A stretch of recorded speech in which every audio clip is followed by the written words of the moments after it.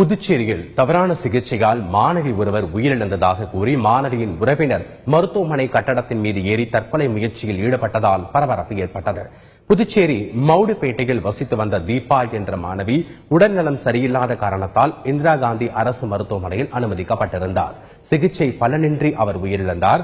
மருத்துவர்கள் அளித்த தவறான சிகிச்சையே தீபாவின் உயிரிழப்புக்கு காரணம் என்று கூறி அவரது உறவினர்கள் மருத்துவமனையில் முற்றுகை போராட்டத்தில் ஈடுபட்டனர். மேலும் தீபாவின் உறவினர் தாஸ் என்பவர் மருத்துவமனையில் 5வது மாடியில் இருந்து தற்கொலை முயற்சியில் ஈடுபட்டார். தீபாவிற்கு சிகிச்சை அளித்த மருத்துவர் கஞ்சா பிடித்துவிட்டு போதையில் தவறான சிகிச்சை அளித்ததால் தான் அவர் உயிரிழந்ததாக தாஸ் குற்றம் சாட்டினார். தகவல் அறிந்து சம்பவ இடத்திற்கு வந்த போலீசார் மருத்துவர் மீது உடனடி நடவடிக்கை எடுக்கப்படும் என்று உறுதியளித்ததை அடுத்து அவர் கீழே இறங்கி வந்தார். இதனால் அப்பகுதியில் பரபரப்பு ஏற்பட்டது. குளுக்கோஸ் போட்டுட்டா என் புள்ளி தப்பான ட்ரீட்மெண்ட் கொடுத்தாங்க.